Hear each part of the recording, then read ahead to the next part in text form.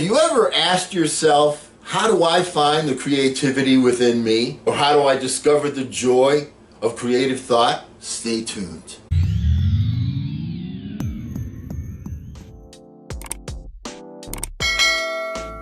Hello again, everyone. Eli Zad here with Project Eli, where we educate, we lead, inspire. And we are working on a series based upon a book by John C. Maxwell, How Successful People Think. And we're going to continue today, and let's get right to it. All right? You know, at this point, you may be saying to yourself, okay, I'm convinced that creative thinking is important, but how do I find the creativity within me? How do I discover the joy of creative thought? Well, here's some ways to do it. First of all, you're going to remove creativity killers and take a look at some of the following phrases, because they're almost guaranteed to kill creative thinking anytime you hear them. Here are some of these, and I know you've heard these. I'm not a creative person. Follow the rules. Don't ask questions. Don't be different. Stay within the lines. There's only one way. Don't be foolish. Be practical. Be serious. Think of your image. That's not logical. It's not practical. It's never been done before. It can't be done. It didn't work for them. We tried that before. It's too much work. We can't afford to make a mistake. It will be too hard to administer. We don't have the time. We don't have the money. Yes, but you know, if you think of a great idea, don't let anyone talk you out of it, even if it sounds foolish. Don't let yourself or anyone else subject you to creativity killers. After all, you can't do something new and exciting if you force yourself to stay in the same old rut. Don't just work harder at the same old thing. Make a change.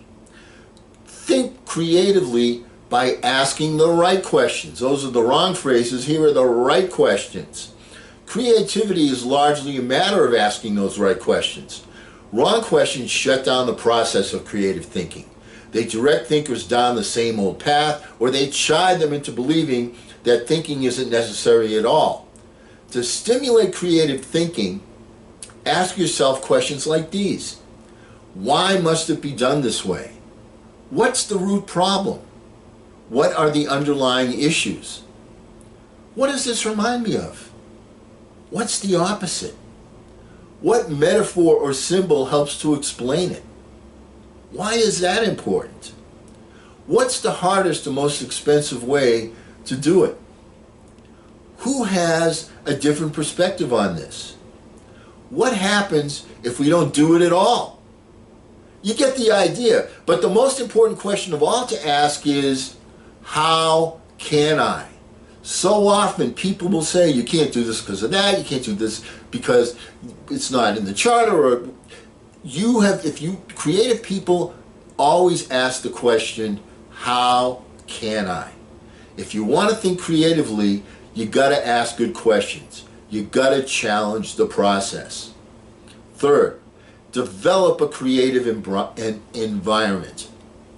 Charlie Brower said, and I quote, "A new idea is delicate.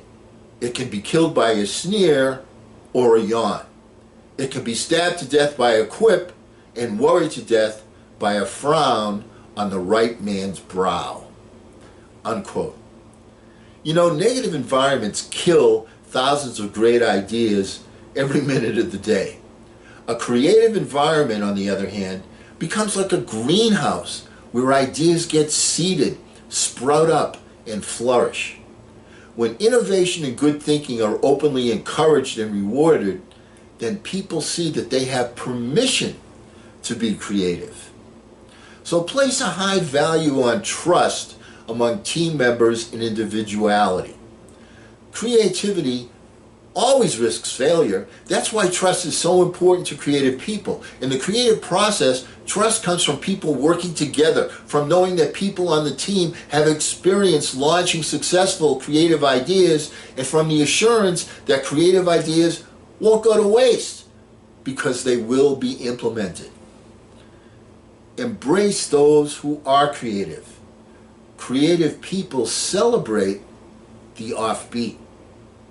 Focus on innovation, not just invention. A good definition of creativity is the logical combination of two or more existing elements that result in a new concept. The best way to make a living with your imagination is to develop innovative applications, not imagine completely new concepts.